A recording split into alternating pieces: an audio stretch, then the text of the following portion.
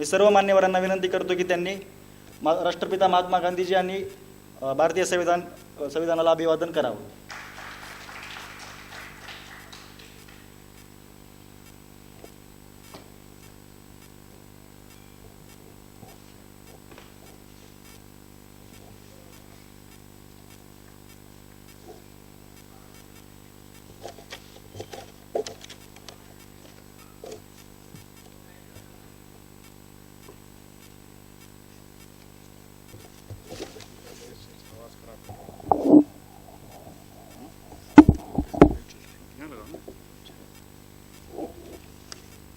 Facebook live है, इसमें यहाँ लगा कोई प्रॉब्लम. आपल्या आजच्या कार्यक्रमाचे प्रमुख पाहुणे अशोक कुमार पांडे सरांचे स्वागत. गांधी भवनचे कार्याध्यक्ष प्राध्यापक डॉक्टर मच्छिंद्र गोल्डे सरांना विनंती करतो की त्यांनी आजच्या कार्यक्रमाचे प्रमुख पाहुणे प्रमुख वक्ते माननीय श्री अशोक कुमार पांडेंचं स्वागत करावं.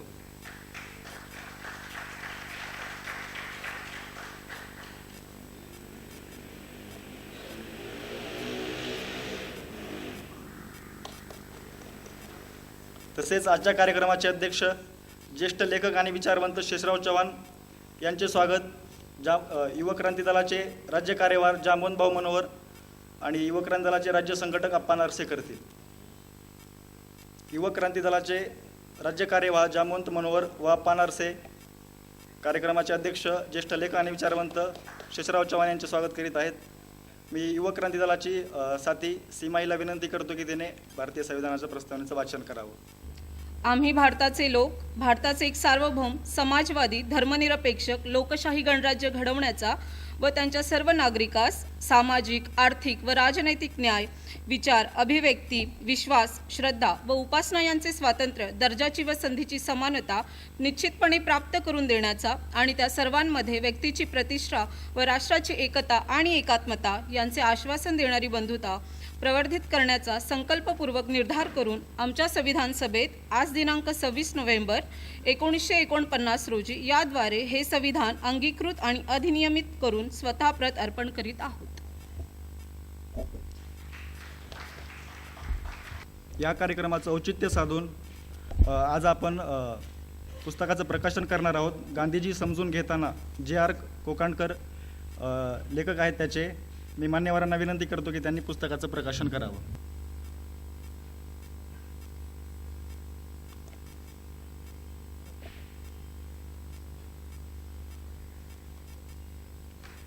मान्यवरांच्या हस्ते गांधी समजून घेताना पुस्तकाचं प्रकाशन होत आहे.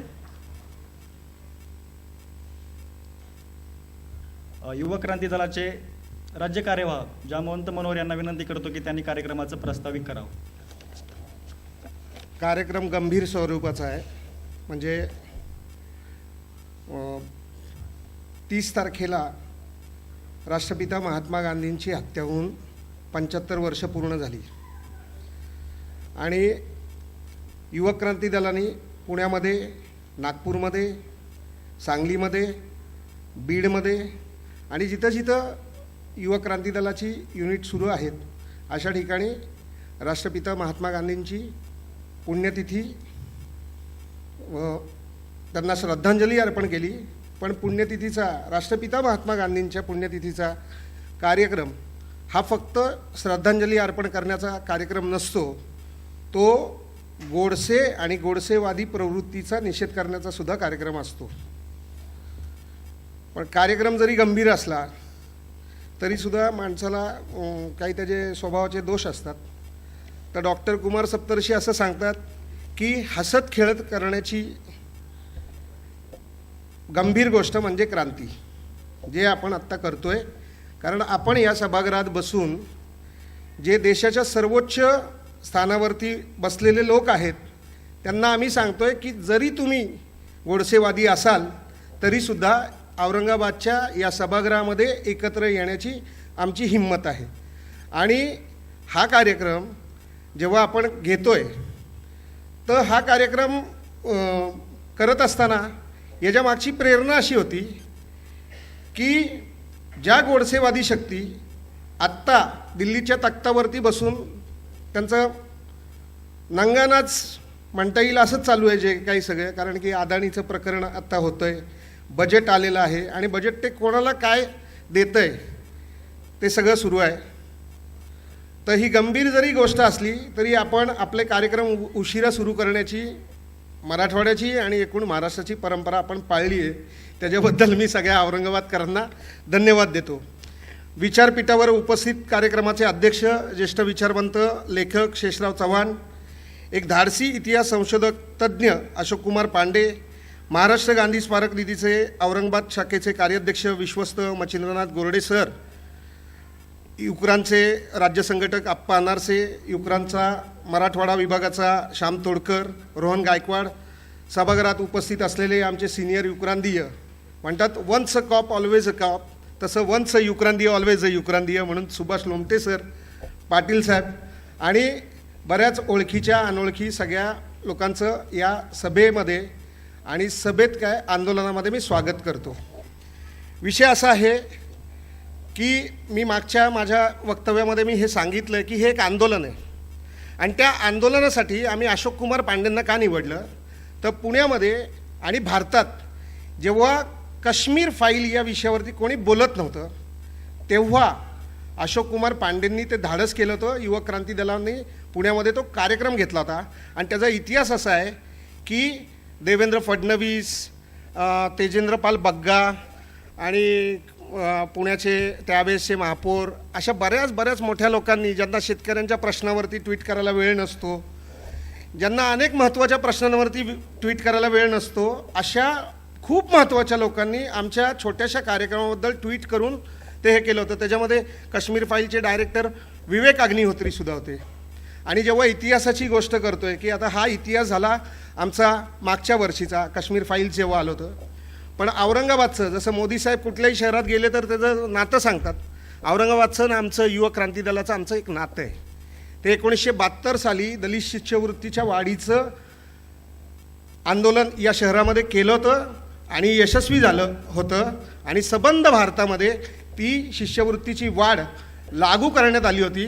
ते यशस्वी आंदोलन या औरंगाबाद शहरातलं आहे. म्हणून मी युवक क्रांती दलाचा कार्यवाह म्हणून मी माझा हा औरंगाबादमधला आणि एकूणच महाराष्ट्रातला पहिला कार्यक्रम आहे आणि मला असं वाटलं की औरंगाबादची भूमी आणि मराठवाड्याची भूमी ही क्रांतीसाठी सुपीक भूमी आहे आणि आज या सगळ्या फॅसिझमच्या विरोधात लढा उभा करण्याची गरज आहे आणि त्यावेळेस औरंगाबाद शहराचं एक महत्त्व आणि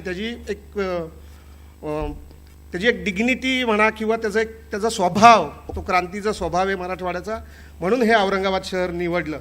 तुम्ही या सगळ्या कार्यक्रमाला आलात, तुम्ही मला ऐकायला आला नाही याची पूर्ण कल्पना असताना सुद्धा तुम्हाला हे सगळं सांगणं मला आवश्यक वाटलं. मी माझं वक्तव्य, माझं प्रास्ताविक, या कार्यक्रमामागची भूमिका तुम्हाला मला थोड्या वेळात समजून सांगण्याचं मला सूचना होती. मी सांगितली असं मला वाटतं. थँक्यू, धन्यवाद, जय हिंद. धन्यवाद भाऊ. प्रमुख वक्त्यांचं संबोधन होण्यापूर्वी मी प्रमुख वक्त्यांचा परिचय करून देत आहे. अशोककुमार पांडे सरांचा परिचय करून देत आहे. अशोककुमार पांडे हे हिंदी साहित्यातील मोठे साहित्यिक मानले जातात. ते हिंदी कवी, कथा लेखक आणि मोठे इतिहासकार आहेत. सरांचा जन्म 24 जानेवारी 1975 रोजी सुग्गी चौरी, महू, उत्तर प्रदेश येथे झाला. त्यांनी आपले प्राथमिक शिक्षण देवरिया, उत्तर प्रदेश येथून केले. यानंतर पुढील शिक्षणासाठी ते गोरखपूरला गेले. त्यांनी गोरखपूर विद्यापीठात अर्थशास्त्र विषयात पदवी आणि पदव्युत्तर शिक्षण घेतले. त्यांना हिंदी साहित्याची आवड होती, पण कालांतराने ती आवड वाढल्यामुळे त्यांनी हिंदी कविता आणि हिंदी साहित्य क्षेत्रात लेखन सुरू केले. अशोककुमार पांडे सरांनी हिंदी साहित्य क्षेत्रात आपले आमूलाग्र योगदान दिले आहे. त्यांनी इतिहास, आर्थिक आणि सामाजिक विषयावर अनेक पुस्तके लिहिली आहेत. मात्र इतिहासाकडे लेखन करण्याचा त्यांचा अधिक कल आहे. सरांनी काश्मीरनामा, इतिहास और समकल, काश्मीर और काश्मीरी पंडित, उसने गांधी को क्यों मारा ही पुस्तके सरांची लोकप्रिय आहेत. त्यांना यामुळे विशेष ओळख मिळाली. तसेच त्यांनी प्रलय में लय जितना, माँ की डिग्रिया, इन दिनों देश, न्याय अशा प्रसिद्ध कविता केल्या आहेत. सरांनी अनेक पुस्तकांची समीक्षा, भाषांतरे, अनुवाद आणि संपादन केले आहे.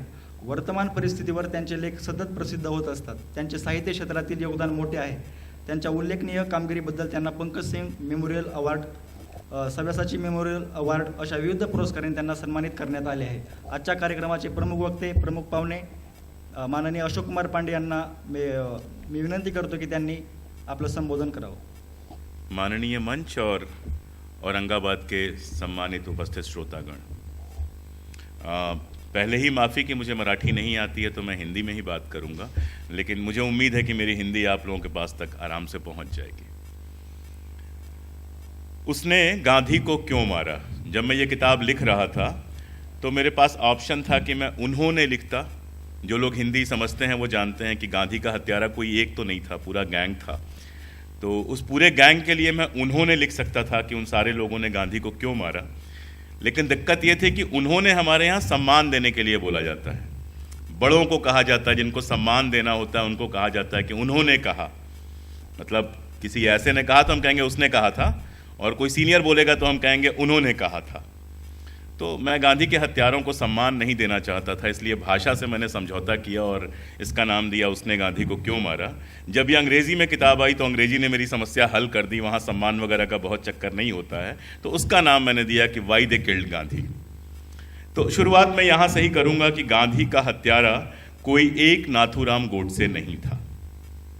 और बहुत सीधी सी बात है, नाथूराम गोडसे पे क्या बात की जाएगी. नाथूराम गोडसे कौन था? अगर किसी से कोई पूछे कि नाथूराम गोडसे कौन था तो सिर्फ एक जवाब आता है कि महात्मा गांधी का हत्यारा था. कोई उसको हत्या कह सकता है, जो लोग प्रशंसक हैं नाथूराम गोडसे के वो कह सकते हैं वध किया था. हत्या और वध में क्या अंतर है आगे हम बात करेंगे, लेकिन किया तो वही था. 3 गोलियां चलाया था. उसके पूरे जीवन का हासिल तो यही था कि उसने गांधी को मारा था. अगर गांधी को माइनस कर दीजिए गोडसे के जीवन से तो कुछ नहीं बचता है.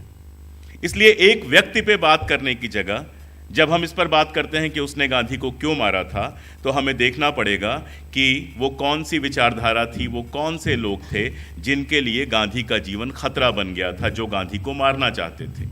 और जो गांधी के अध्येता हैं वो अच्छी तरह से जानते हैं कि 30 जनवरी 1948 को जो उनके ऊपर हमला हुआ था वो पहला हमला नहीं था. उसके पहले भारत के अंदर 5 हमले गांधी के ऊपर हो चुके थे. तो कोई अगर ये समझता है कि विभाजन के चलते या उस समय जो हिंदू मुस्लिम दंगे हुए उसके चलते या 55 करोड़ के चलते गांधी की हत्या हुई, तो ये झूठ है. ये वो झूठ है जो संघ परिवार वर्षों से फैला रहा है. गांधी के ऊपर जो पहला हमला हुआ था वो इसी महाराष्ट्र में, यहाँ से कुछ दूर पुणे में, जहाँ से जामवंत भाई आए हुए हैं, पुणे में पहला हमला हुआ था. और वो हमला क्यों हुआ था? क्योंकि गांधी अछूत उद्धार आंदोलन चला रहे थे. तो मैं ये कह रहा था कि गांधी के ऊपर जो पहला हमला हिंदुस्तान के अंदर हुआ था वो यहाँ से कुछ दूर पुणे में हुआ था. उस समय वो अछूत उद्धार आंदोलन चला रहे थे और उसी आंदोलन के सिलसिले में वो पुणे आए थे, जहाँ टाउन हाल में उनका सम्मान होना था. उस समय उनकी गाड़ी पर बम फेंके गए थे. अब यह अच्छी बात थी कि आयोजकों ने 2 आइडेंटिकल एक जैसी गाड़ी रखी थी. एक गाड़ी आगे चल रही थी और दूसरी गाड़ी पीछे चल रही थी.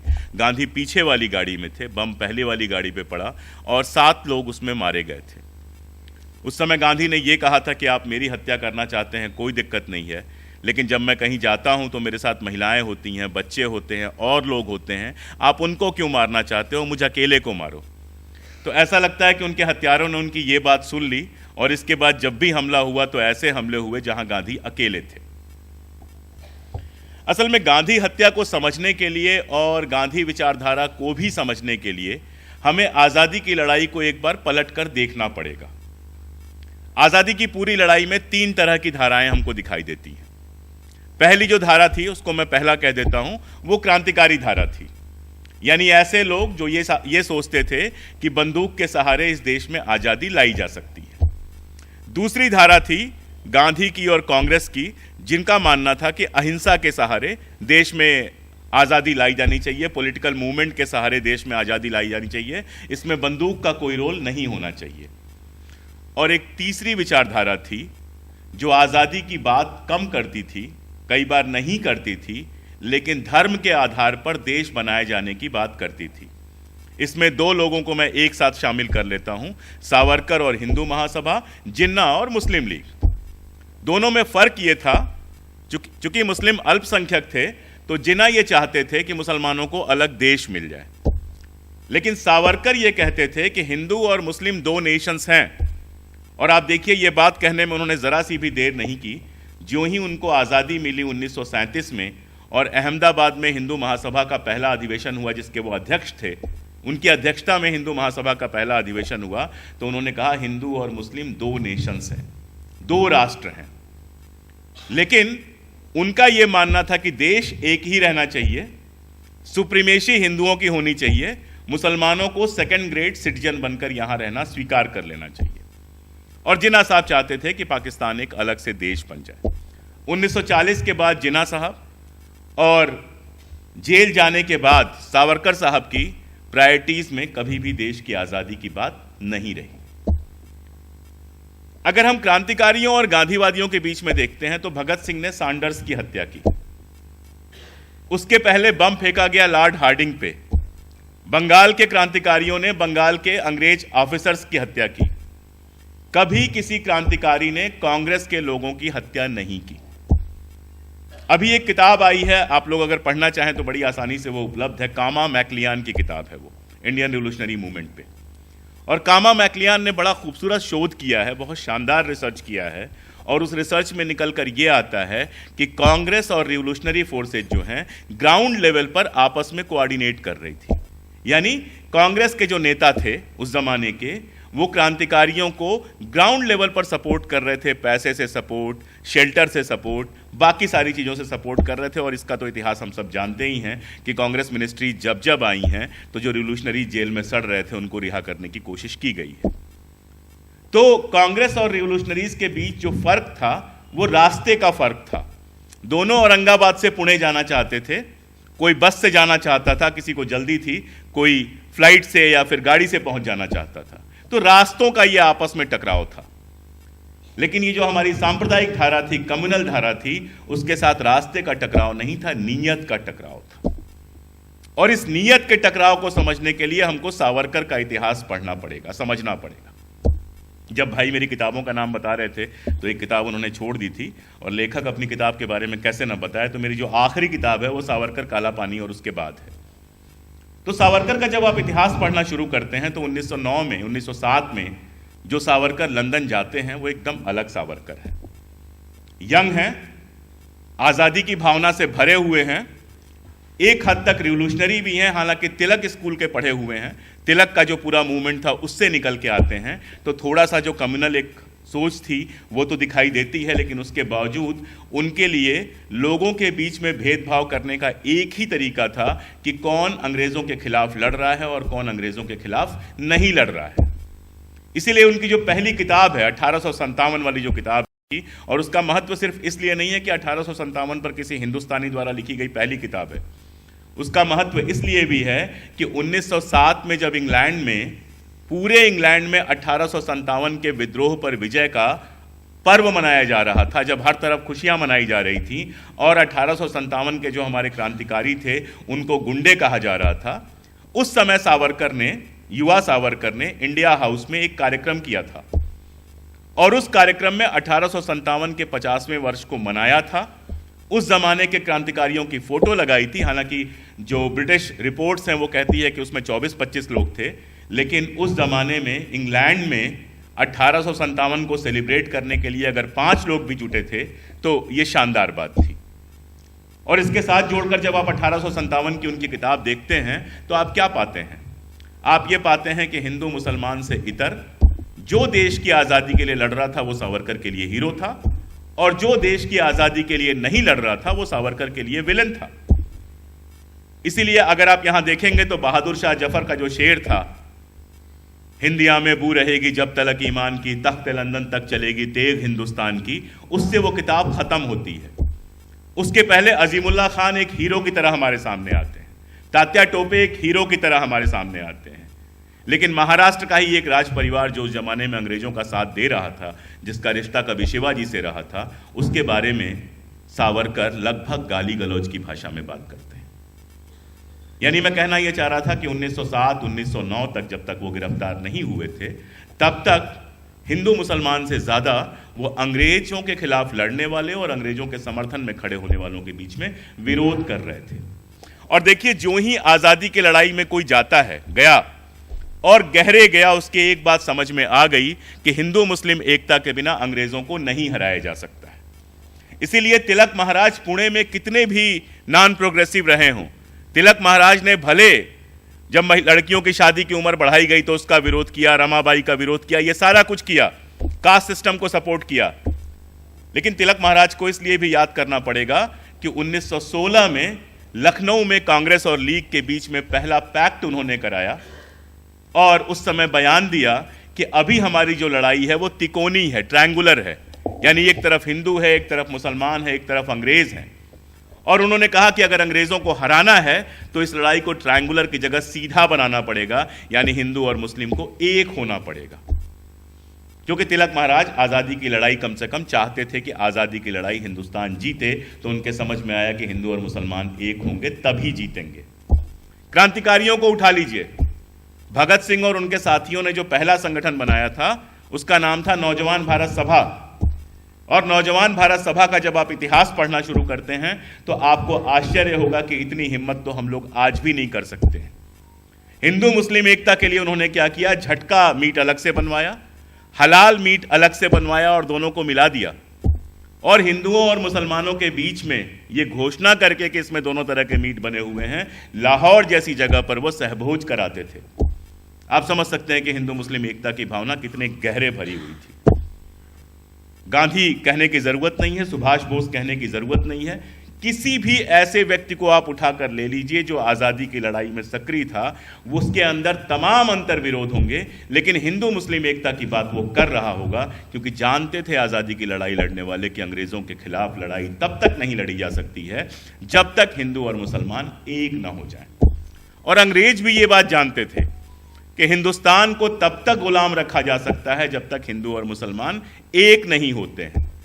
आपको मैं एक किस्सा सुनाऊं कि 1857 का विद्रोह जब असफल हो गया हमारा, तो 1858 में बॉम्बे में एक मीटिंग होती है, अब तो मुंबई कहते हैं, तब बॉम्बे कहते थे, तो बॉम्बे में एक मीटिंग होती है जिसमें जितने सारे राज्यपाल थे, गवर्नर्स थे, उन सारे गवर्नर्स को बुलाया गया था।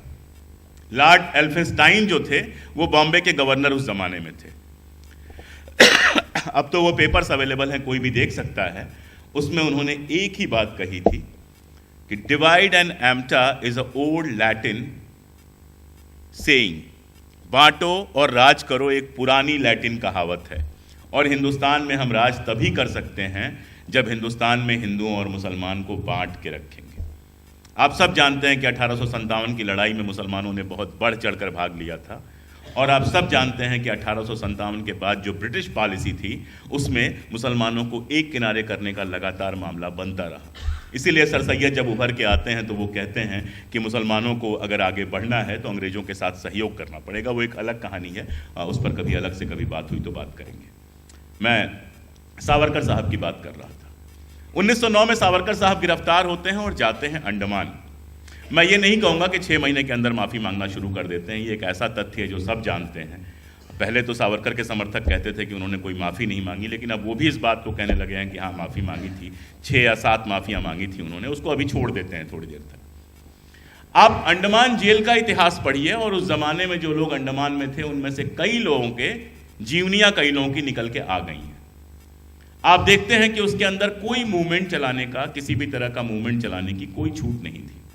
लेकिन सावरकर ये क्लेम करते हैं अपनी आत्मकथा में, अपना जो कंप्लीट वर्क्स है उनका 10 खंडों में हिंदी में आया है, मराठी में तो बहुत पहले आ चुका था, उसमें वो क्लेम करते हैं कि वहाँ वो शुद्धिकरण अभियान चला रहे थे।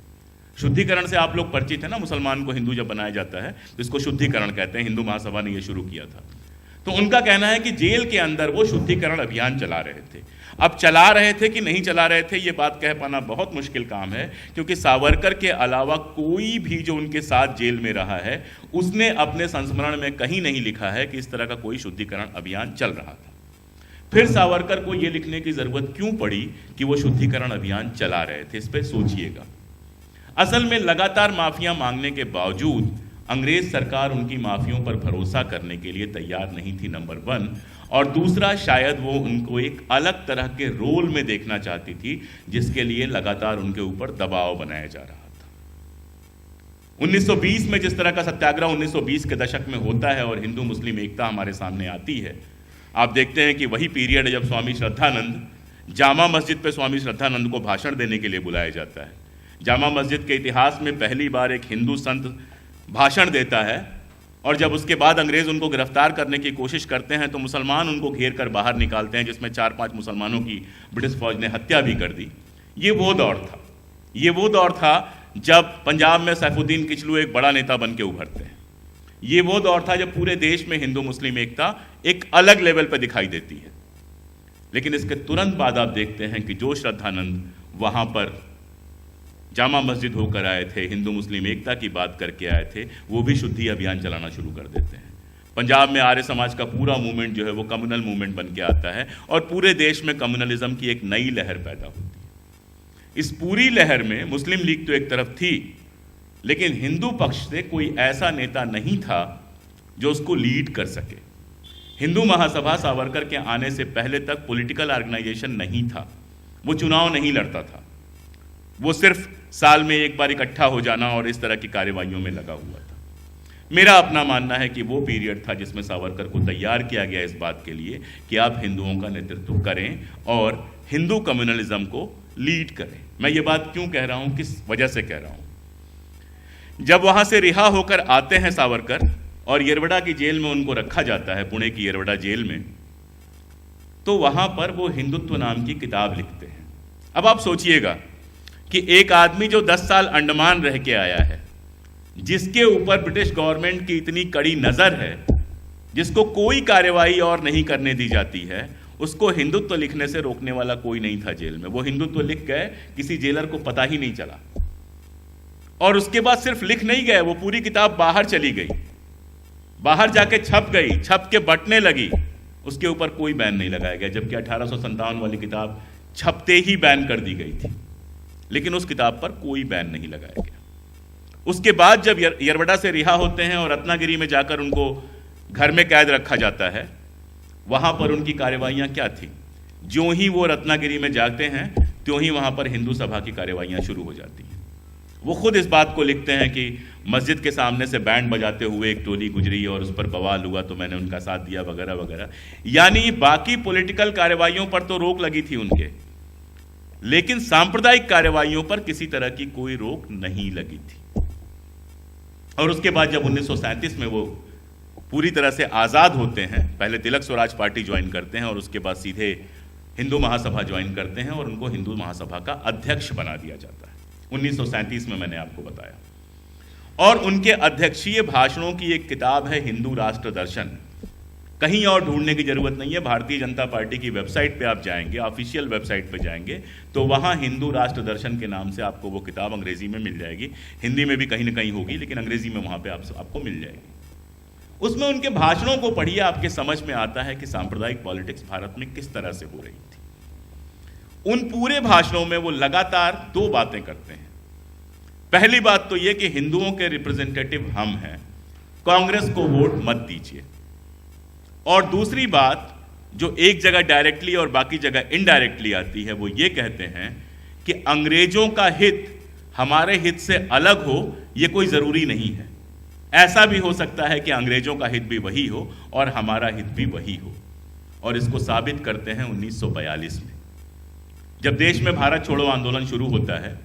कांग्रेस को पूरी तरह से गिरफ्तार एक तरह से कर लिया जाता है जब गांधी जी नारा देते हैं करो या मरो, और दूसरा नारा देते हैं अंग्रेजों भारत छोड़ो। तो उसके बाद पूरी की पूरी कांग्रेस लीडरशिप को अंदर कर दिया जाता है। वो 2 लाइन में उस बात को समझ लेना जरूरी है कि सेकेंड वर्ल्ड वॉर में कांग्रेस अंग्रेजों का साथ देने से पीछे नहीं हट रही थी। कांग्रेस में नेहरू और गांधी इस बात को अच्छी तरह से समझ रहे थे कि हिटलर के खिलाफ अंग्रेजों को सपोर्ट करना सही होगा, लेकिन एक सवाल था जो फंस रहा था। नेहरू का खास तौर पर यह कहना था कि हिटलर की आप मुखालिफत करते हैं सिर्फ इस बात के लिए कि वो अपने अगल बगल के राज्यों को दबा रहा है, अपने अगल बगल के जो देश हैं उनको गुलाम बना रहा है, तो अंग्रेज जो 150 साल से हिंदुस्तान को गुलाम बना के रखे हैं, इस पर सवाल क्यों नहीं कर रहे हैं? आप हिटलर से तो डेमोक्रेसी की डिमांड कर रहे हैं, वो डेमोक्रेसी यहां क्यों नहीं कर रहे हैं? और इतना वादा कर दीजिए कि सेकेंड वर्ल्ड वॉर अगर आप जीतते हैं तो उसके बाद हिंदुस्तान को छोड़कर चले जाएंगे। अंग्रेज इस बात को नहीं मानते हैं, जिसके बाद कांग्रेस वो स्टैंड लेती है और पूरी कांग्रेस लीडरशिप जेल में चली जाती है। इस दौर में अंग्रेजों का साथ कौन दे रहा था? एक तरफ मोहम्मद अली जिन्ना और उनकी मुस्लिम लीग, और दूसरी तरफ विनायक दामोदर सावरकर और हिंदू महासभा। अगर अंग्रेजों की वार काउंसिल आप उस जमाने की देखेंगे तो उसमें या तो मुस्लिम लीग के लोग थे या फिर हिंदू महासभा के लोग थे। अगर सेकेंड वर्ल्ड वार के लिए सेना की भर्ती की बात आप देखेंगे तो या तो मुस्लिम लीग भर्तियां करा रही थी या तो हिंदू महासभा भर्तियां करा रही थी। और जब मैं अपनी किताब पे काम कर रहा था उस समय मुझे एक डॉक्यूमेंट मिला। उस डॉक्यूमेंट में सावरकर ने एक प्रस्ताव किया है कि ब्रिटिश गवर्नमेंट के अधीन हिंदुस्तान को 2 डोमिनियंस में बांटा जा सकता है, एक हिंदू डोमिनियन, दूसरा मुस्लिम डोमिनियन। मुस्लिम डोमिनियन का नेतृत्व लीग को दे दिया जाए और हिंदू डोमिनियन का नेतृत्व हिंदू महासभा को दे दिया जाए। ये वो दौर है जिसमें आप सावरकर के भाषण देखेंगे तो वो ज्यादा उत्साह से भरे हुए दिखाई देते हैं। उनको ऐसा लगता है कि अब तो कांग्रेस हमेशा के लिए खत्म हो गई और अब यहां पे पॉलिटिकल जो सिनेरियो है उसमें मुस्लिम लीग बची और हिंदू महासभा बची। असल में कांग्रेस के नेताओं को भी बार बार ये लगता था, अगर उस जमाने की कहानियां, उस जमाने की उनकी बातें पढ़ें, कि शायद जब हम बाहर निकलें तो हमें इस तरह का सपोर्ट ना मिले जैसा पहले मिलता रहा। लेकिन आप सब जानते हैं कि सेकेंड वर्ल्ड वार के बाद जब कांग्रेस के लोगों को रिहा किया गया तो पूरा मुल्क कांग्रेस के साथ खड़ा होता है। 1946 में, उसके पहले जब शिमला में बुलाया जाता है सारे लोगों को, इंडियन रिप्रेजेंटेटिव्स को, इस बात पर फैसला करने के लिए कि हिंदुस्तान की आज़ादी कब और कैसे दी जाए, तो उसमें सावरकर को नहीं बुलाया जाता है। और उसके बाद 1946 में जब इलेक्शन होता है तो उस इलेक्शन में सावरकर महाराष्ट्र में भी कुछ सीटें जीतने में कामयाब नहीं होते हैं और कांग्रेस लगभग पूरे हिंदुस्तान में अपनी सीटें जीतती है। कम से कम गैर मुस्लिम सीटें तो कांग्रेस जीतती ही है। यानी एक तरफ तो जरूर ऐसा हुआ कि हिंदुस्तान का बंटवारा हुआ, मुस्लिम लीग अपने मकसद में कामयाब हुई, लेकिन दूसरी तरफ हिंदुस्तान की बहुतायत ने अपने लिए वो सपना चुना जिस सपने में हिंदू, मुसलमान, सिख, ईसाई सबको साथ मिलकर चलना था। मैं बार बार और हर जगह ये बात करता हूं कि आज़ादी की लड़ाई सिर्फ अंग्रेजों को बाहर निकाल देने के लिए नहीं थी। आज़ादी की लड़ाई दरअसल एक नए मुल्क का ख्वाब थी। आज़ादी की लड़ाई वो ख्वाब थी जो हमारे आज़ादी की लड़ाई लड़ने वाले वीरों ने देखा। और वो ख्वाब क्या था? वो ख्वाब एक मिले जुले हिंदुस्तान का था, एक डेमोक्रेटिक हिंदुस्तान का था, एक ऐसा हिंदुस्तान जिसमें हिंदू, मुस्लिम, सिख, ईसाई सभी मिलकर साथ चलेंगे, एक ऐसा हिंदुस्तान जहां सबको आगे बढ़ने का अवसर मिलेगा, एक ऐसा हिंदुस्तान जो दुनिया के सामने एक नज़ीर बनकर, एक मिसाल बनकर सामने आएगा। और 1946 में तमाम सांप्रदायिक बातों के अलावा यह तय हो गया कि हिंदुस्तान की बहुतायत इस ख्वाब के साथ खड़ी है। और जिन लोगों का सपना इसके उलट था उनके लिए यह एक बहुत बड़ा शॉक था, एक बहुत बड़ा धक्का था। यहां रुक के एक सेकंड एक बात और हम देखें तो मजा आएगा शायद समझने में। हिंदू महासभा यह क्लेम करती थी कि हिंदुओं का संगठन है और मुसलमानों के खिलाफ है। मुस्लिम लीग क्लेम करती थी कि वो मुसलमानों का संगठन है, जाहिर तौर पे हिंदुओं के खिलाफ होगी। आम लोगों को मारना छोड़ दीजिए आप, लेकिन मुस्लिम लीग ने किसी बड़े हिंदू नेता की हत्या नहीं की। अगर आप मुस्लिम लीग को देखेंगे कि उन्होंने किनकी हत्या की तो आपको क्या मिलेगा? खान अब्दुल गफ्फार खान साहब के छोटे भाई या भतीजे की हत्या की थी, उनके बेटे के ऊपर हमला किया था, खान साहब के ऊपर हमला किया था। रफ़ी अहमद किदवई के बड़े भाई थे शफ़ी अहमद किदवई, उनकी हत्या हुई थी शिमला में। मौलाना आज़ाद के ऊपर कई बार हमला हुआ था। और आप सब जानते हैं कि सबसे बड़ी लड़ाई तो इसी बात की थी कि मौलाना साहब को आप मिनिस्ट्री में शामिल नहीं करेंगे। जब कांग्रेस मुस्लिम लीग की पहली गवर्नमेंट बनती है तो सबसे बड़ी लड़ाई इस बात की थी कि मौलाना साहब को आप मिनिस्ट्री में शामिल नहीं करेंगे। यानी जो मुस्लिम एक मिले जुले हिंदुस्तान की बात उस जमाने में कर रहे थे वो दुश्मन थे मुस्लिम लीग के, उनको गद्दार कहा जा रहा था, उनको गालियां दी जा रही थी। Same with Hindu Mahasabha. हिंदू महासभा ने किसी लियाकत अली खान की हत्या नहीं की, किसी जिन्ना के ऊपर गोलियां नहीं चलाई, किसी बड़े मुस्लिम लीग के नेता के खिलाफ बहुत ज्यादा आपको बयानबाजी भी दिखाई नहीं देगी। हत्या करने के लिए उन्होंने किसे चुना? महात्मा गांधी को। एक ऐसा व्यक्ति जो बार बार कहता था कि मैं सनातनी हूं, एक ऐसा व्यक्ति जिसके दिन की शुरुआत पूजा पाठ के साथ होती थी और दिन का अंत भी पूजा पाठ के साथ होता था। क्यों? कभी सोचिएगा। मैं आज भी ये बात कहता हूं कि ठीक है मुसलमान तो इस सरकार के लिए बहाना है ही, लेकिन इस सरकार को सबसे ज़्यादा खतरा हमारे जैसे लोगों से है, सबसे ज़्यादा चिढ़ हमारे जैसे लोगों से होती है, क्योंकि उनको लगता है कि ये कैसे ये सारी बातें कर रहे हैं। जब ये बात हमारे जैसे लोग जब ऐसी बातें करते हैं तो उनको ज़्यादा गुस्सा आता है। उनको लगता है कि ये जिस जाति में पैदा हुए, ये जिस इलाके में पैदा हुए, जिस धर्म में पैदा हुए, इनको तो वैसी बातें करनी चाहिए जैसी हम कर रहे हैं। यही सारी चीजें आप उस जमाने की सांप्रदायिक ताकतों के साथ भी देखेंगे।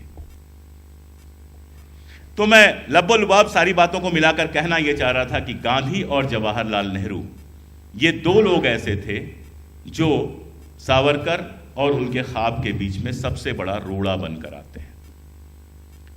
जो आजादी की लड़ाई में ये जो दो धाराएं थी, एक धारा जो सबको साथ लेकर चलने की बात करती थी और दूसरी धारा जो एक धार्मिक राष्ट्र बनाने की बात करती थी, उसमें गांधी सबसे बड़ा खतरा बल्कि सबसे बड़ा रोड़ा बन के आते हैं। गांधी जो राम को अपने तरीके से देखते हैं।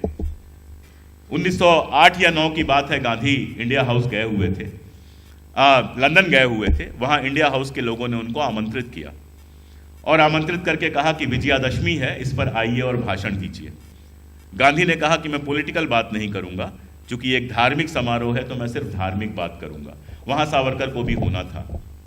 विजयादशमी पर जो बात की है उन्होंने, उसको कभी पढ़िए आप तो समझ में आता है कि राम को गांधी किस तरह देखते थे। गांधी ये कहते हैं कि रामचरितमानस या रामायण हमको हिंसा नहीं सिखाता है, इसका उल्टा सिखाता है। क्या? वो कहते हैं सेल्फ सेक्रीफाइस सिखाता है। उन्होंने कहा कि अगर राम को युद्ध चुनना होता तो जब उनके बाप ने उनको घर से निकाला, कहा कि अब तुम जाओ, उसी समय वो सेना इकट्ठा करके भरत के साथ लड़ाई लड़ सकते थे और अपनी सेना और भरत पे युद्ध जीत सकते थे। लेकिन उन्होंने सेल्फ सेक्रीफाइस चुना। उन्होंने ये चुना कि वो राज्य छोड़ के चले जाएंगे और 14 वर्ष वनवास में रहेंगे। रावण के साथ भी राम ने युद्ध नहीं चुना। राम जो हमारे हीरो हैं, उन्होंने युद्ध नहीं चुना, युद्ध रावण ने चुना। अपने अहंकार के वश में होकर रावण ने युद्ध चुना। और रामचरितमानस क्या बताती है कि जिसने अपने अहंकार में युद्ध चुना वही नष्ट हो गया। रामचरितमानस को वो ऐसे देखते हैं जो हिंसा की फ्यूटिलिटी को, युद्ध की फ्यूटिलिटी को बताने वाला एक ग्रंथ है। और जब मैं ये पढ़ रहा था तो मुझे महाभारत की याद आ रही थी। महाभारत का अंतिम खंड आप पढ़िए। महाभारत की जब हम बात करते हैं तो हमेशा ये बात होती है कि कृष्ण ने युद्ध लड़ने को कहा, ये हुआ वो हुआ, लेकिन अंतिम खंड तक कोई नहीं जाता है। अंतिम खंड की बात नहीं होती है। जब आप अंतिम खंड पर जाते हैं तो आपको पता चलता है युधिष्ठिर का विलाप। पूरा युद्ध जीत लेने के बाद, सिर पे मुकुट पहन लेने के बाद युधिष्ठिर अपने जीवन में विलाप कर रहे हैं कि हमने किनको किनको खो दिया, भाइयों को खो दिया, भतीजों को खो दिया, इतनी सारी लाशें बिछ गईं। और जब हिमालय की ओर जाने का फैसला करते हैं वो तो आखिरी में कौन बचता है?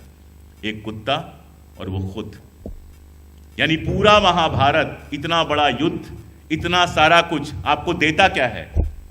एक ऐसा अकेलापन जिसमें आपके साथ कोई मनुष्य नहीं है, एक कुत्ता है।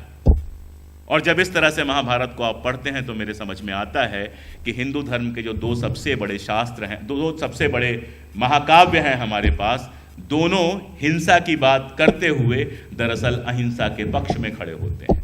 और बाकी तो मैं आपको 20 ऐसे श्लोक सुना सकता हूं पुराणों से, वेदों से, जहां अहिंसा की बात सीधे की गई है। गांधी धर्म को वहां से लेते थे। जाहिर तौर पे सावरकर जब बोलने उठे तो इसका उलट बोला कि राम ने धनुष उठाया, रावण का वध किया, वगैरह वगैरह वगैरह। तो जब इस तरह के धर्म की परिभाषा लेकर गांधी आगे बढ़ते हैं, जिसके बारे में लुइस लिखते हैं कि Gandhi was too religious to be confined in one religion, one nation, one caste. वो इतने धार्मिक थे कि एक धर्म तक सीमित नहीं रह जाते थे। कोई भी व्यक्ति जब इतना धार्मिक होता है कि धर्म से उसका रिश्ता मानवीयता का रिश्ता हो जाता है, तो फिर उसके लिए सारे एक जैसे हो जाते हैं। इसीलिए हमारे शास्त्र क्या कहते हैं? सर्वे भवन्तु सुखिनः, सर्वे सन्तु निरामयाः, सर्वे भद्राणि पश्यन्तु, मां कश्चित् दुःखभाग् भवेत्। जब सर्वे इसमें हम कह रहे होते हैं तो सब होते हैं, किसी को एक्सक्लूड नहीं कर रहे होते हैं हम कि बाकी सारे तो खुश हो जाए, बाकी सारे तो सुखी हों, लेकिन फला भाई साहब दुखी हो जाए। सबकी बात कर रहे होते हैं। बुद्ध जब कहते हैं सब्बम अत्थि, तो सब्बम की बात कर रहे होते हैं, सर्व की बात कर रहे होते हैं। मुझे नहीं लगता कि इस्लाम या क्रिश्चियनिटी या कोई भी धर्म ऐसा है जो जब मानवता की बात करता है तो कुछ लोगों को एक्सक्लूड कर देता है। एक्सप्लेनेशंस में हो सकता है, बात की चीजों में हो सकता है, लेकिन मूल जब मैंने पढ़ने की कोशिश की तो मुझे समझ में आया कि सारे धर्म अपने अपने समय की जरूरतों के हिसाब से पैदा हुए, सारे धर्मों के अपने अपने तरीके हैं, लेकिन सबके अंतस में मूल में कोई चीज है तो वो लोक कल्याण है, वो सर्व कल्याण है। उसके बाद की जो दुश्मनियां हैं, उसके बाद की जो बातें हैं, वो तब हुई हैं जब वो राज्य सत्ता के साथ घालमेल हुआ है। इसीलिए सारे धर्म दो धर्म हैं बेसिकली। एक पॉलिटिकल हिंदुइज्म है जो सावरकर का हिंदुत्व है, एक हिंदू धर्म है जो गांधी का हिंदुइज्म है। इसीलिए सावरकर जब हिंदुत्व लिखते हैं तो उनको एक्सक्लूजन करना पड़ता है, उसकी शुरुआत ही एक्सक्लूजन से होती है। हिंदुत्व में कहते हैं कि this is not about Hinduism, ये हिंदू धर्म के बारे में नहीं है, it's a political kind of thing. और उसके बाद दो वर्ड्स क्वाइन करते हैं। जिस हिंदुस्तान को हम मादरे वतन कहते रहे, मातृभूमि कहते रहे, उसके लिए पितृभूमि फादरलैंड लेके आते हैं। दोनों के बीच में आपको लगेगा क्या फर्क है? दोनों के बीच में फर्क है। मां से हमारा रिश्ता इमोशनल होता है, पिता से हमारा रिश्ता लीगल होता है। सोचिएगा इस बात को। पिता का जो पुत्र होता है वो उसकी संपत्ति का अधिकारी होता है, मां का जो पुत्र होता है वो प्रेम का अधिकारी होता है। तो देश के साथ जब मादरे वतन का रिश्ता था, अजीमुल्ला खान ने जब मादरे वतन कहा था, अजीमुल्ला खान ने 1857 में जब पहला तराना लिखा था और उस समय पहली बार हिंदुस्तान को मादरे वतन कहा था, तो एक इमोशनल रिश्ता अपने देश के साथ बनाया था। सावरकर पहले तो उसको पितृभूमि में यानी एक कानूनी रिश्ते में तब्दील कर देते हैं। उसके बाद एक और शर्त जोड़ते हैं, पुण्य भूमि। अब ये पुण्य भूमि क्या चीज है? यानी जहां पर आपके धार्मिक स्थान रहते हों, यानी काबा जिसका है वो जाओ देश के बाहर, जिसका यरूशलेम है वो देश के बाहर जाओ, बनारस जिसका है वो यहां रहो। बस ये एक्सक्लूजन का, बाहर निकालने का है, एक्सक्लूसिव देश बनाने का मामला है। और गांधी इसके ठीक खिलाफ खड़े होते हैं और ईश्वर अल्लाह तेरो नाम की बात करते हैं। ये वो लड़ाई थी जो गांधी हत्या तक पहुंची। ये वो लड़ाई थी जिसमें सावरकर और उनके लोग विचारधारा के आधार पर गांधी को नहीं हरा पाए थे। मैं लीगलिटीज में नहीं जाऊंगा, मेरी किताब हिंदी में भी है, मराठी में है, और मेरी अकेले किताब क्यों तुषार गांधी ने लिखा है, और भी बहुत किताबें हैं। गांधी हत्या की जो डिटेल्स जानना चाहता है उसको मुझे बताने की जरूरत नहीं है, अब तो सब कुछ अवेलेबल है। लेकिन मैं इतना कहना चाहता हूं कि गांधी की हत्या उस निराशा से पैदा हुई थी, उस कुंठा से पैदा हुई थी जो आज़ादी की लड़ाई के पूरे दौर में हमारे और आपके पुरखों ने गांधी के विचारों को सावरकर के विचारों पर जीत दिलाकर दी थी। इसलिए मारा गया गांधी को, क्योंकि गांधी को खत्म करने का कोई और रास्ता नहीं मिला। लेकिन मजा देखिए आप, मोहब्बत के अपने मजे होते हैं। गांधी जिनको उस समय इस देश की जनता की नाराजगी झेलनी पड़ रही थी, जिनसे लोग शिकायतें कर रहे थे, उनसे कितनी मोहब्बत करते थे, ये बात तब समझ में आती है जब जिंदा गांधी के कहने पर सांप्रदायिक फसाद नहीं खत्म हो रहे थे, उसी गांधी के मरते ही पूरे देश में ही नहीं बल्कि पाकिस्तान में भी सांप्रदायिक फसाद खत्म हो गए। पाकिस्तान के एक मंत्री थे मियां इफ्तिखारुद्दीन, मैं उनको बार बार याद करता हूं। मियां इफ्तिखारुद्दीन साहब एक ज़माने में कांग्रेस के बड़े इंपॉर्टेंट नेता हुआ करते थे, लाहौर कांग्रेस के अध्यक्ष थे। और जिन लोगों को आज़ादी की लड़ाई के बारे में पता है, उनको पता है कि लाहौर कांग्रेस का अध्यक्ष होना मतलब कोई बड़ी बात थी। Lahore was the only metropolitan city pre partition, जहाँ पे हिंदू महासभा की भी सबसे ज़्यादा ताकत थी, आर्य समाज की भी ताकत थी, क्रांतिकारी भी लाहौर में होते हैं, सबसे ज़्यादा प्रेस था। उस लाहौर में मियां इफ्तिखारुद्दीन साहब कांग्रेस के अध्यक्ष थे और कांग्रेस के अंदर लेफ्ट विंग के माने जाते थे, प्रोग्रेसिव माने जाते थे।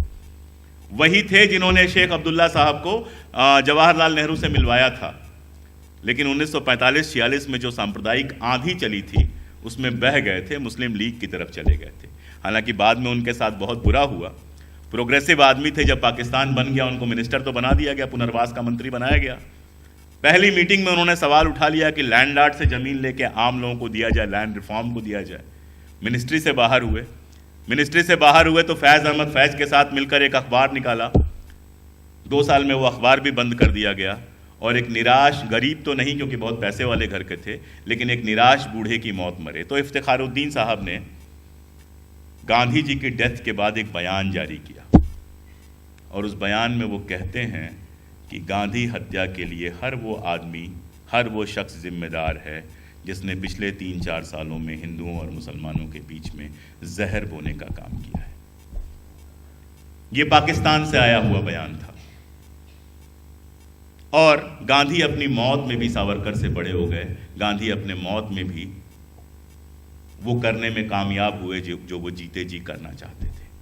एक आखिरी बात कह के मैं खत्म करना चाहता हूं आज की परिस्थितियों से जोड़ते हुए। आखिर इस सांप्रदायिक समस्या का गांधी के पास हल क्या था? वो कौन सी जादू की छड़ी थी? जादू की छड़ी तो कोई होती नहीं है जो गांधी बार बार आजमाना चाहते थे। वो कौन सा कैप्सूल है जो इस मल्टी रिलीजियस कंट्री में गांधी बार बार देना चाहते थे? बहुत ही आसान।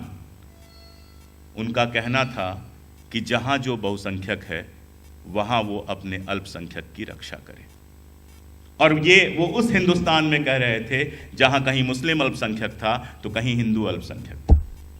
और उनके प्रैक्टिस में देखिए ये कैसे सामने आता है। वो जाते हैं भागकर नोआखली।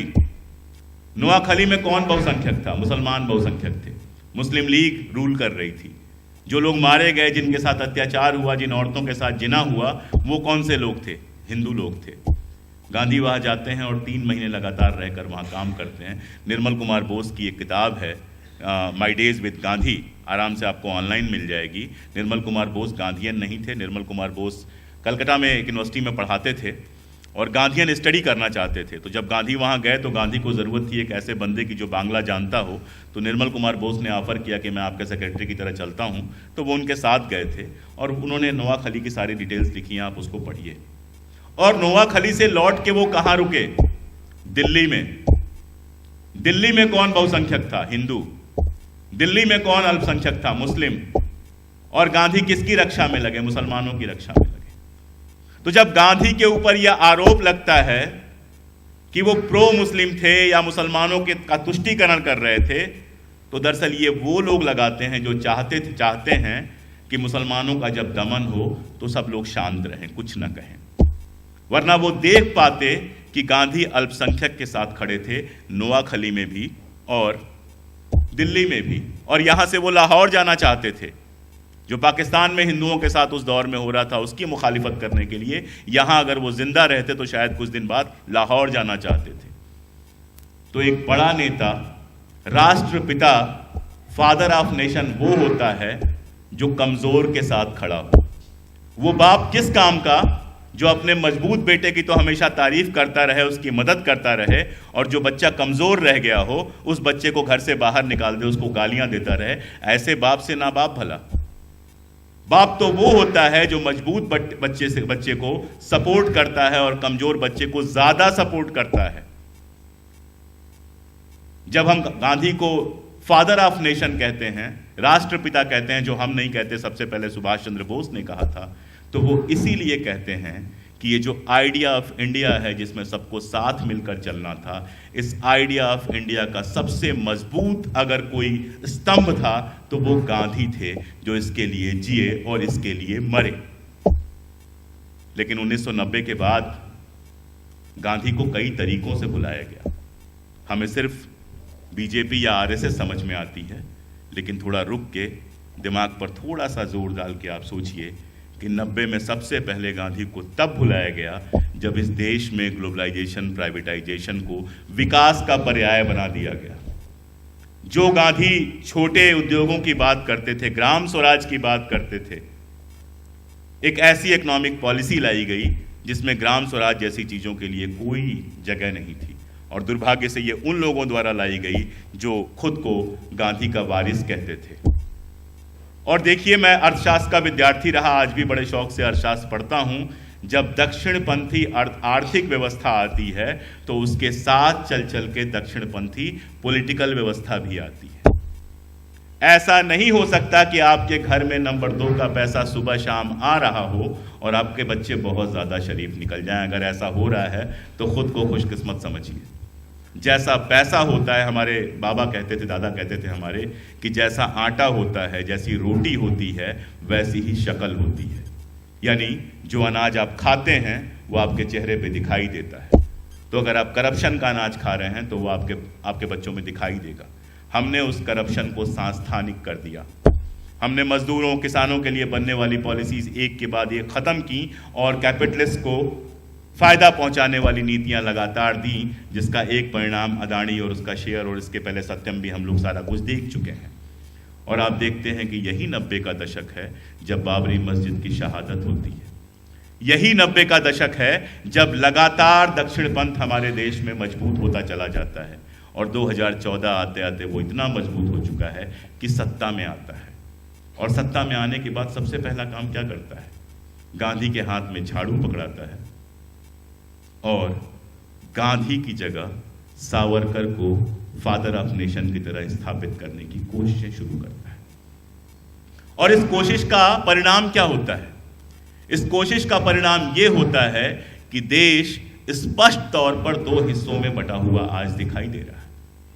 आज हालात ये हैं कि आप गांधी की बात करते हैं, आप नेहरू की बात करते हैं, आप आज़ादी की लड़ाई की बात करते हैं, यहां तक कि आप संविधान की बात करते हैं तो आपको टुकड़े टुकड़े गैंग कहा जाता है। एक बात समझना बेहद जरूरी है कि जिस तरह का मुल्क है हमारा, मैं अभी सुबह ही बात कर रहा था कि एक ऐसा देश है कि 4 दिन पहले मैं पटना में था तो वहां जबरदस्त ठंड थी, लौट के दिल्ली आया तो रात में बारिश हो रही थी। अगले दिन मुझे रायपुर जाना था तो रायपुर में ऐसी गर्मी थी कि एयरपोर्ट पे उतरते ही मैंने फटाफट जैकेट निकाल के फेंकी। उसके अगले दिन इलाहाबाद पहुंचा तो गुनगुनी सी धूप निकली हुई थी। आज औरंगाबाद में हूं तो ये जैकेट एक्स्ट्रा लग रहा है। तो एक ऐसा देश है, और खाने की तो बात ही क्या करेंगे, कल्चर की तो बात ही क्या करेंगे, कि ये ऐसा देश है जहां हम सिर्फ धर्म के हिसाब से जुदा नहीं है। एक गुजराती मुसलमान जो हिंदी बोलता है, लखनऊ का मुसलमान अगर सुन ले तो तौबा कर ले। तो इस तरह का ये देश है कि इतना मल्टी कल्चरल है, जो सिर्फ धर्म से सब कुछ डिसाइड नहीं होता है, कल्चर से डिसाइड होता है। हमारा खाना, हमारा बोलना, हमारा चलना, मल्टी कल्चरल हम हैं। और ऐसे मल्टी कल्चरल में अगर एक सत्ता ऐसी बनेगी जहां केवल एक तरह की संस्कृति को भारतीय संस्कृति कहा जाएगा और बाकी सब संस्कृतियों को कमतर कहा जाएगा या बाहर का कहा जाएगा, तो कल को महाराष्ट्र उठ के खड़ा होगा, कल को उड़ीसा खड़ा होगा, कल को गुजरात खड़ा होगा, कल को सिक्किम खड़ा होगा और ये सब कहेंगे कि भैया तुम्हारी यूपी, दिल्ली, बिहार का जो कल्चर है वही कैसे हिंदुस्तानी कल्चर है, वही कैसे राष्ट्रभाषा है, उसी से कैसे सब कुछ तय होगा। हम एक देश तो इसलिए बने थे ना कि हम साथ आए थे और हमने कहा था कि आप हमारी इज्जत करेंगे, हम आपकी इज्जत करेंगे, आप हमारे घर में आएंगे तो हम मेहमान की तरह आपको प्यार करेंगे, हम जब आपके घर जाएंगे तो हमें मेहमान की इज्जत मिलेगी। और इस तरह से 5 उंगलियां मिलेंगी और मुट्ठी और एक मुल्क बनेगा। जब इस देश में ये कहा जाएगा कि एक कल्चर तो महान है, एक भाषा तो महान है, एक तरह का बिहेवियर तो महान है। अब आप बताइए, वेजिटेरियन को लेकर इस देश में बवाल हो रहा है, इस देश में वेजिटेरियनिज्म को लेकर बवाल होता है कि कौन क्या खाता है। अरे महाराष्ट्र इतना बड़ा है कि रत्नागिरी में जो खाता है खाना उसको शायद यहां का खाना अजीब लगे, जो यहां खाना खाएगा उसको बॉम्बे का खाना हो सकता है अजीब लगे। इतने तरह का खाना, इतने तरह की चीजें, वहां एक तरह का कल्चर लादने की जब आप कोशिश करेंगे तो ये देश जुड़ेगा नहीं, ये देश बंट जाएगा। क्योंकि हमने एक ऐसी डेमोक्रेसी बनाई थी जो यूनियन ऑफ स्टेट्स था। इसमें अगर स्टेट्स को उनकी इज्जत नहीं मिलेगी तो सोवियत संघ का उदाहरण बहुत दूर हमारे पास नहीं है। इसलिए मैं एक बात हमेशा मजाक के तौर पे कहता हूं कि 2014 के पहले तो गांधी को हमने खुद ही मूर्तियों में तब्दील कर दिया था। 2 अक्टूबर 30 जनवरी के अलावा कौन याद करता था गांधी को? किस हमारी इकोनॉमिक पॉलिसी में, सोशल पॉलिसी में गांधी की बात होती थी? गांधी ने जिस एजुकेशन पॉलिसी की बात की थी, कौन सी कांग्रेसी सरकार ने उसको लागू कर दिया? गांधी जिस हिंदुस्तानी की बात करते थे, लैंग्वेज की, कौन उसके पीछे पड़ा हुआ था? लेकिन 2014 के बाद जब गांधी पर हमला हुआ है और गांधी के बहाने आइडिया ऑफ इंडिया पर हमला हुआ है, तो तो युवा पीढ़ी का एक हिस्सा दोबारा से गांधी के बारे में सोचना शुरू कर रहा है। कांग्रेस के अंदर एक, मैं जानता हूं, हमारे मित्र हैं वहां पर बहुत सारे, तो मैं जानता हूं कि कांग्रेस के अंदर एक हिस्सा है जो ये सवाल उठा रहा है कि हम गांधी और नेहरू को भूल गए, इसलिए आज हमारी ये हालत हुई है। तो जिसको कहते हैं कि ब्लेसिंग इन डिस्गाइज, तो इन दिनों को हम ब्लेसिंग इन डिस्गाइज मान लें, लेकिन ज़रूरी ये है कि गांधी को सिर्फ मूर्तियों में, सिर्फ मालाओं में, सिर्फ ऐसे भाषणों में रिड्यूस करने की जगह जरा इस तरह से सोचने की कोशिश करें कि आज अगर गांधी होते तो वो क्या कर रहे होते, और वो जो कर रहे होते वैसा कुछ करने की कोशिश करें, तब तो इन सब जलसों की, इन सारी चीज़ों की कोई वैल्यू है। अदरवाइज मैंने बोल दिया, आप ताली बजा ही लेंगे, बात यहीं ख़त्म हो जाएगी। शुक्रिया।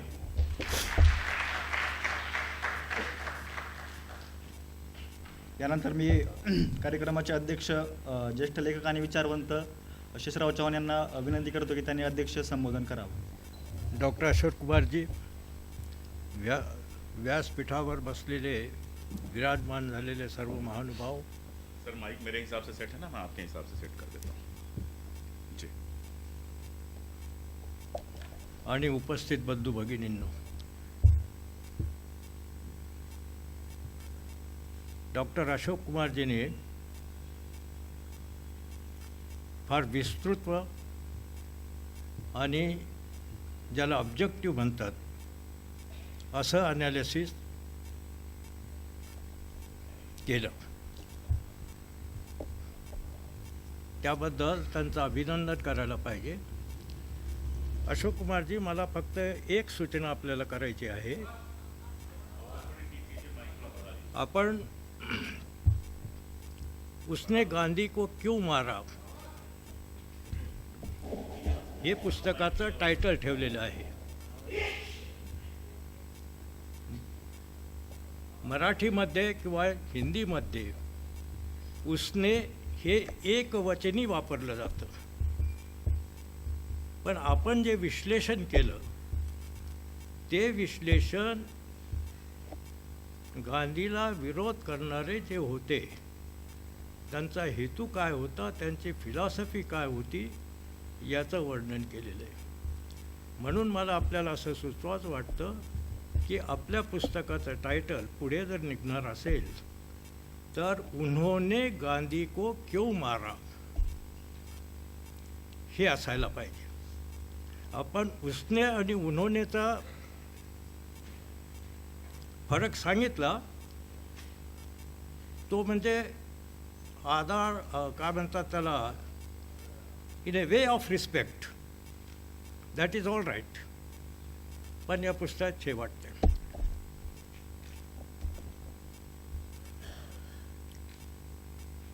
जे विवेचन डॉक्टर अशोक कुमारजीने केलेलं आहे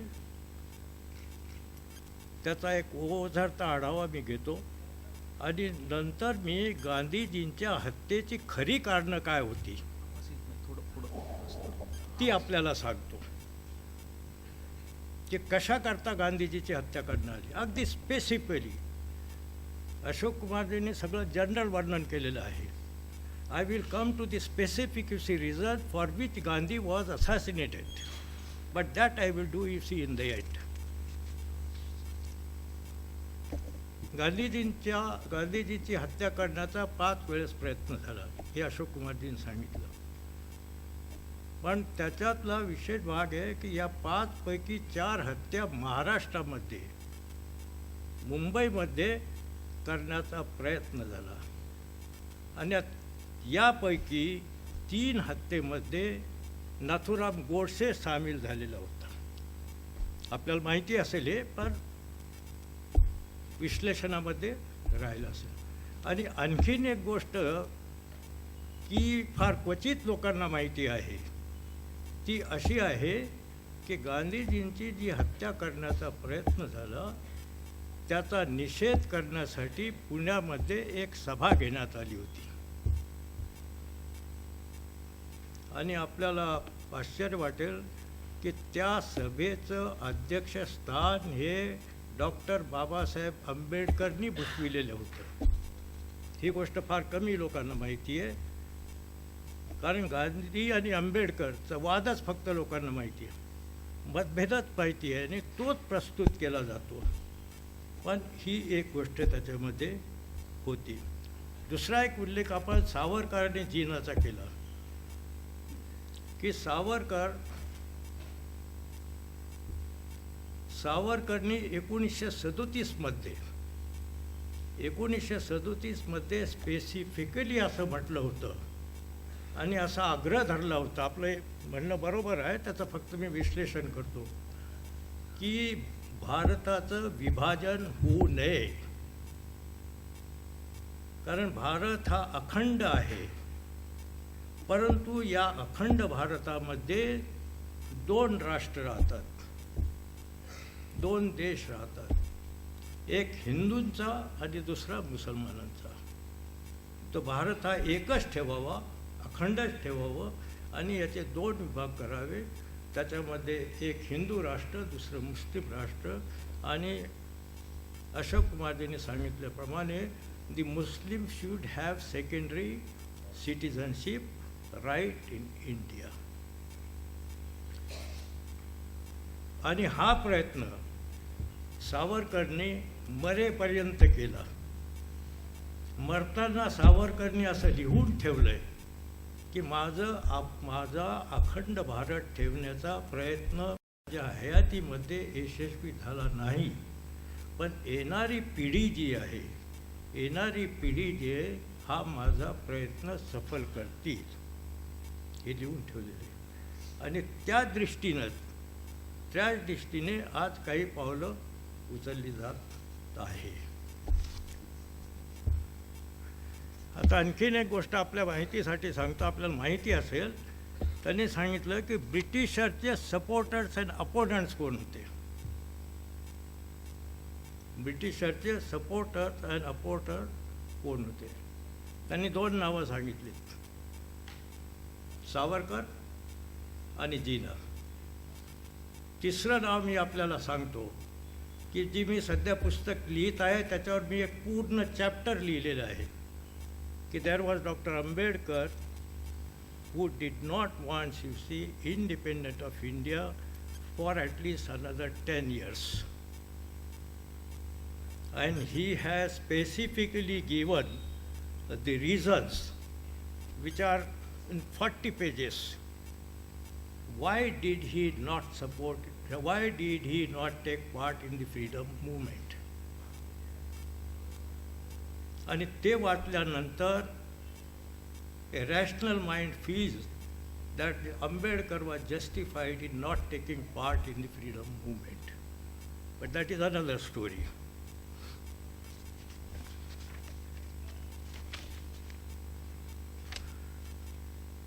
Then you said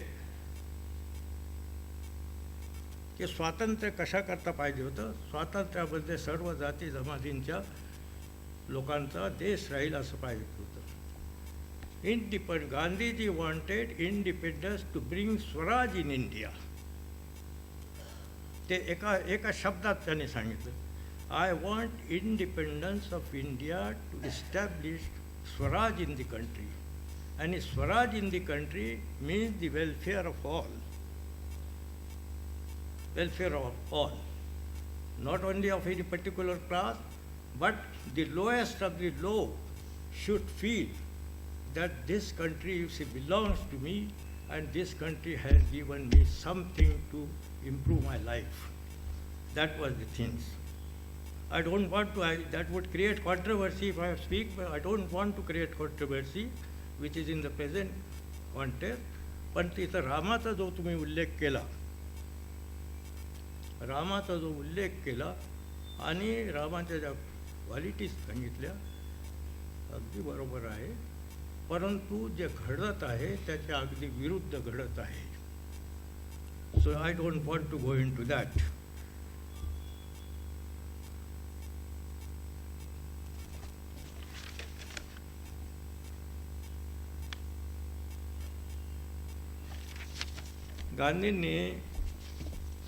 गांधींजीचा शेवटचा सत्याग्रह जो झाला होता दिल्लीला,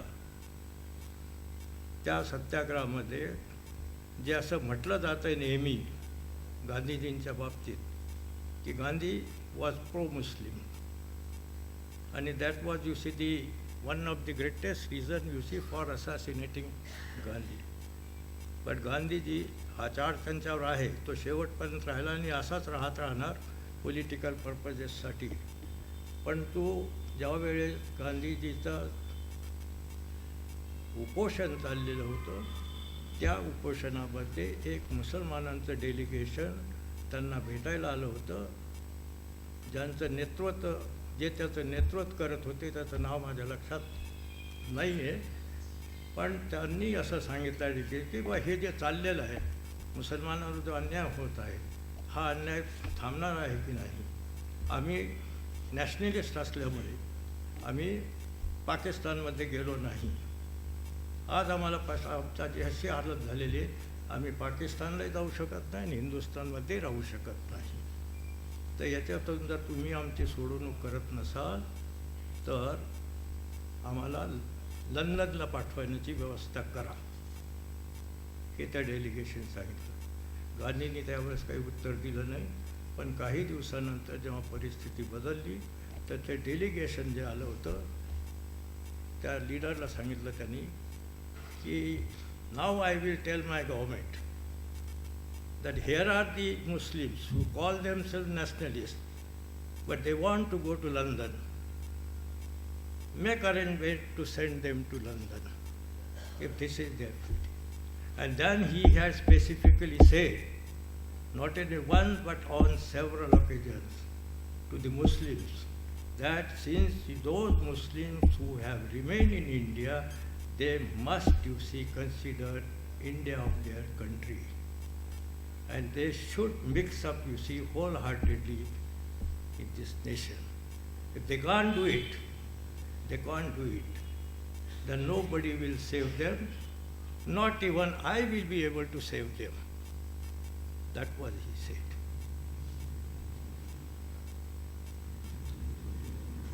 Now you spoke about multicultural. This country is a multicultural. पण आता काही काळाने असं होणार आहे माझ्या मित्रांनो की this country will be divided into linguistic states. The way in which you are marching under the garb of languages, under the garb of linguistics, under the garb of caste and communities, under the garb of religious fanaticism, this will slowly disintegrate, and I will not be surprised, rather I'm afraid after 24, probably we will see this country under a dictator. Under a dictator.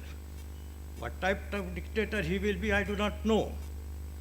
But the things are marching toward that. आता मी गांधीजीच्या हत्येचे जे specific कारण होते ती मी सांगतो. पहिलं कारण होतं payment of ₹55 crores to Pakistan. That was the main reason. याची हकीकत अशी आहे की जे पार्टिशनचा जो ॲग्रीमेंट झाला होता, असेट्स अँड लायबिलिटीज जी वाटणी करायचं ठरलेलं होतं त्या वाटणीप्रमाणे 55 करोड रुपये हे पाकिस्तानला देणे होते. पण पाकिस्तानने त्या काळामध्ये काश्मीरवर उपद्व्याप सुरू केला होता आणि त्या उपद्व्यापामुळे हे पेमेंट रोखून धरलं होतं सरदार पटेलने.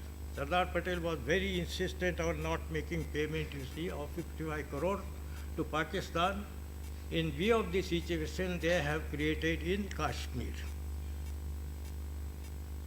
पण त्याच वेळेस हे उपोषण सुरू झालं. उपोषणाचे कारण हिंदू मुस्लिम ऐक्य निर्माण करण्याचं होतं, परंतु त्याच्यामध्ये हे एक कारण जोडलं गेलं आणि RSSचं चतुराम गोडसेचं यांचं म्हणणं ते होतं की हे 55 करोड देऊ नये म्हणून. पण नंतर ते द्यावं लागले, दिले, त्याच्यावर वाद झाला, त्याच्यावर सरदार पटेलचे, लॉर्ड माउंटबॅटनचे आणि गांधीजींचे मतभेद झाले. But ultimately that had to be given. But there is a very surprising thing, Ashok Kumar ji.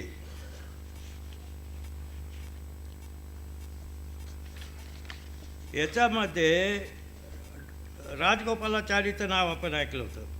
In this dispute जेव्हा शेवटचे हे झाला तर गांधीजी आपलं सरदार पटेलने एक प्रेस कॉन्फरन्स घेतली आणि त्या 12 जानेवारीला आणि त्या प्रेस कॉन्फरन्समध्ये कारण सांगितलं आणि ते गेल्यानंतर ते गांधीजींना भेटायला बिर्ला हाऊसमध्ये गेले. बिर्ला हाऊसमध्ये गेल्यानंतर गांधीजींनी सांगितलं की हे 55 करारचं तुमचा ॲक्ट जे आहे, कृती जी आहे ती इमॉरल आहे म्हणून ते तुम्ही द्यायला पाहिजे. तर सरदार पटेल कसा माणूस होता, those who are here must be knowing what type of man he was. He flared up and he asked Gandhiji, who has told you that it is an immoral act? Gandhiji said, Lord Mountbatten has told me. Lord mount तिथून उठले, ते राग Lord माउंटकडे गेले आणि Lord माउंटने सांगितलं, what right have you got you see to use this word? You are only constitutional head and you cannot make any statement or comment like this without using my knowledge. त्यांचे खडाजी निघाली. काय त्यांनी नंतर हे केलं की बा आय विड्रॉ दिस वर्ड आणि पेमेंट केलं. पण to surprising part is this, Rajagopalachari set in between एक अटकी जोडा की तिथून राग आल्यानंतर सरदार पटेलने गांधीजींना पत्र लिहिलं की बा under this circumstances I don't want to continue, please relieve me. मोठं लांबलंचं पत्र होतं. एक व्ही पी मेनन होते. व्ही पी मेननला हे कळलं की बा गांधीजींना असं पत्र सरदार पटेलने लिहिलं. ते लॉर्ड माउंटबॅटन गेले आणि लॉर्ड माउंटबॅटनला सांगितलं असं पत्र लिहिलं. Lord Mountbatten immediately went to Gandhi and said, you can't relieve, you should not relieve Sardar Patel. But because the government cannot be run without Sardar Patel. Sardar feet is, त्याचं वाक्य असं आहे बघा, Sardar's feet is on the ground and Nehru's feet is in the clouds. So if you want to sustain India, Sardar has to be there. आणि म्हणून त्याच्यावर काही कारवाई झाली नाही. पण मी जे तुम्हाला वाचून दाखवणार होतो ते हे की राजगोपालाचारीने काय लिहिलं या हत्येबद्दल. Rajagopalachari in his book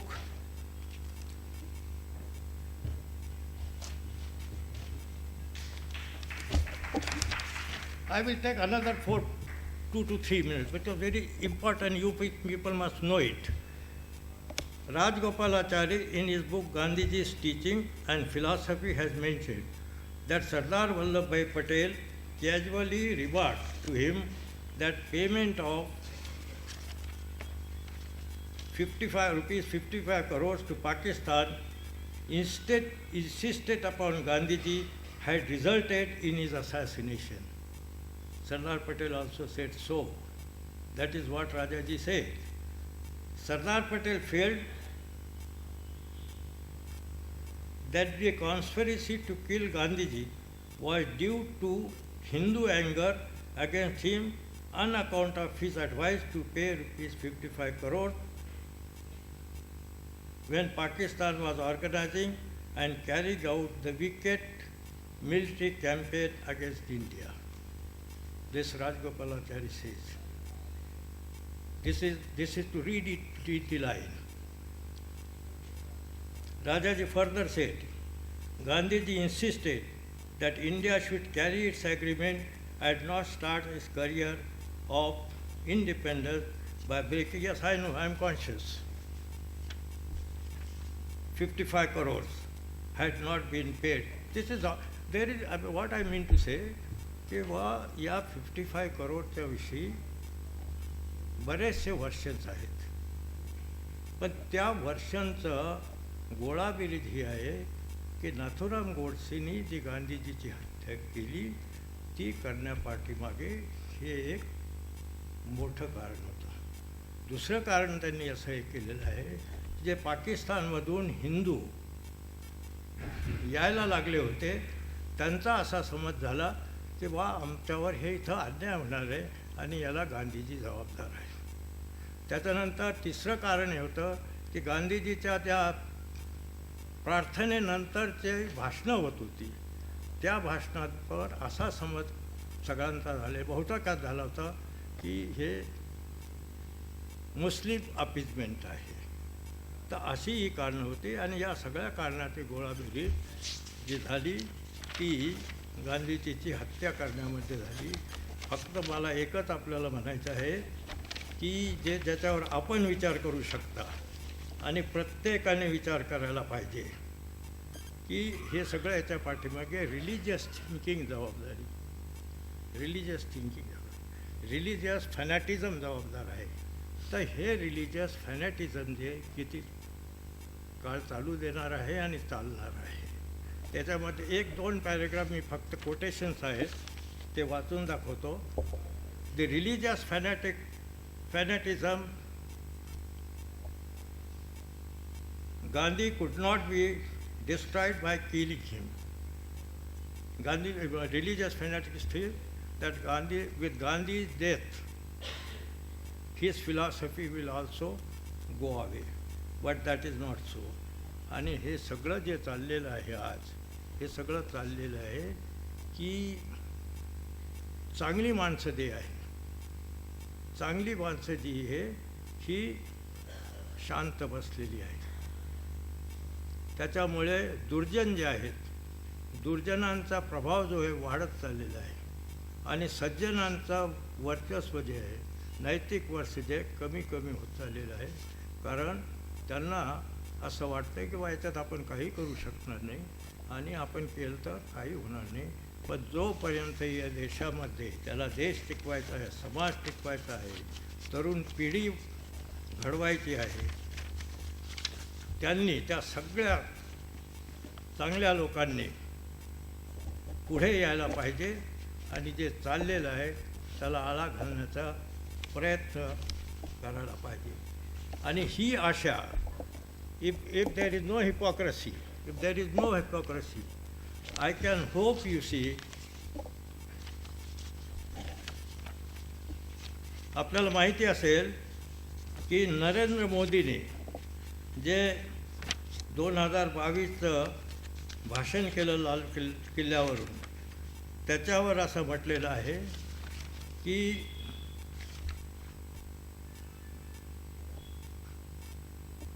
I have dedicated myself to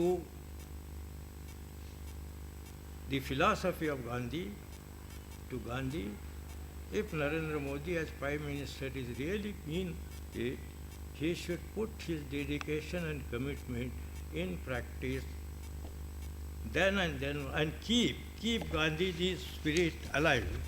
Then and then only this country will be saved. Otherwise this country has no future. Thank you very much.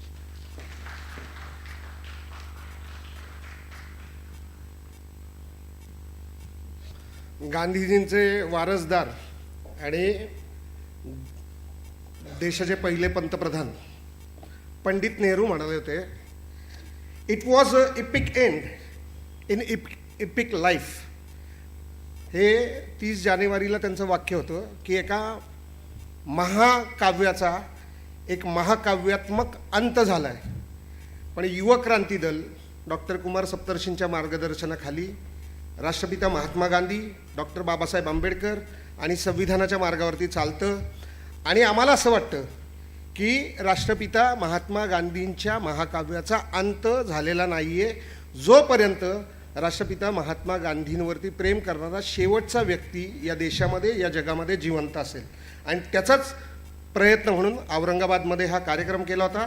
मी युवक क्रांती दलाचे राज्य संघटक आप्पा अनारसे यांना विनंती करतो की त्यांनी आभार व्यक्त करावं. आणि सभागृहात बरेच प्रेमाची लोक आहेत, आपुलकीची लोक आहेत. आभार मानणं तुम्हाला आवडणार नाही, पण एक कार्यक्रमाची औपचारिकता म्हणून मी आभार मानतो. तर डॉक्टर अशोक कुमार पांडे ह्यांचा मी प्रथम आभार मानतो की त्यांनी अतिशय बिजी शेड्यूल असताना आम्हाला अत्यंत कमी वेळात त्यांनी मान्य केलं येण्याचं. आणि ते एवढ्या धावपळीत त्यांचं देशभर फिरणं असतं, वेळ दिला त्यांनी, त्याबद्दल त्यांचं मी युवक क्रांती दल आणि महाराष्ट्र गांधी स्मारक निधी यांच्यातर्फे त्यांचे आभार मानतो. अध्यक्ष शेषराव चव्हाण, तसेच या कार्यक्रम आयोजनात ज्यांची महत्त्वाची भूमिका आहे डॉक्टर मच्छिंद्र गोरडे, त्यांचा आभार मानतो. उपस्थितांमध्ये अनेक मान्यवर आहेत, अनिल पाटील, सुभाष लोमटे, दीपक शिंदे, चंद्रकांत चव्हाण, रोहन गायकवाड, पृथ्वी खेंगटे असे अनेक मान्यवर आहेत. डॉक्टर बाबासाहेब आंबेडकर मराठवाडा विद्यापीठातील अनेक तरुण सहकारी, त्यांचेही आभार आहेत मानतो. पत्रकार बंधू आहेत. महत्त्वाचं म्हणजे ज्यांनी हॉल उपलब्ध करून दिल्याबद्दल मराठवाडा साहित्य परिषदेचे आभार मानतो. आमचा दुसरा एक उत्साही कार्यकर्ता आहे, नवीन इथं काम करतोय, श्याम तोडकर, त्याचं कौतुक करतो. कारण त्यांनी फार कमी वेळात हे सगळं आयोजनाची भूमिका केली. वेगवेगळी त्याला कार्यक्रम असतात किंवा त्याच्या मागं जी असतं त्याला नवीन अनुभव त्यांनी घेतला आणि अतिशय कमी त्याचं वय आहे, पण त्यांनी ते सगळं नियोजन अतिशय उत्कृष्ट केलं. त्याबद्दल त्याचं कौतुक करतो. आणि दुसरं मला शेवटचा मुद्दा सांगायचा आहे की तरुण मोठ्या संख्येने सभागृहात आले होते आणि मला असं वाटतं की जिथे तरुण मोठ्या संख्येने गांधी समजून घ्यायला येतात तिथे काय गांधी मरणार नाही. किती बी साध्वी आल्या, त्यांनी गांधींच्या पुतळ्याला गोळ्या घातल्या तरी गांधी मरत नाही आणि त्यांना आजही गांधींच्या पुतळ्याला गोळ्या घालावं लागतात. ह्याचा अर्थ गांधी अजून जिवंत आहे आणि तरुण समजून घेत आहेत. तर ह्याचा अर्थ आहे की गांधी जिवंत आहे. आणि आता पांडे सरांनी सांगितलं की 2014 नंतर लोक जास्त गांधींबद्दल सर्च करायला लागली. आता जगात जर कुठलं जास्त सर्च केलं जात असेल, लिहिलं जात असेल कोणा व्यक्तीबद्दल, तर ते महात्मा गांधीवर लिहिलं जाते. आणि आपल्या देशाची परिस्थिती उलटी की तिथं सगळ्यात जास्त त्यांचा अपमान केला जातो, त्यांना पायदळी तुडवलं जातं. तर ही एक शोकांतिका आहे. पण तरुण हे समजून घेत आहेत, त्याच्याकडे बघतायत अभ्यासू दृष्टीने, हे महत्त्वाचं वाटतं. सर्वांचाच नामोल्लेख करणं शक्य नाही. तुम्ही सर्व आलात तर सर्वांचा आभार मानतो. एक शेवटची सूचना आहे की एक रजिस्टर आहे बाहेर, वेगवेगळे कार्यक्रम इथल्या युक्रांत गांधी भवनतर्फे होत असतात. तुम्हाला पुढच्या कार्यक्रमाचे मेसेज संदेश येण्यासाठी तुम्ही ज्यांनी नाव नोंदणी केली नसेल त्यांनी बाहेर रजिस्टर आहे तिथं नाव नोंदणी करा किंवा श्याम तोडकर त्याच्याकडं नाव नोंदणी करावी. अध्यक्षांच्या परवानगीने कार्यक्रम संपला असं जाहीर करतो. धन्यवाद. थँक्यू.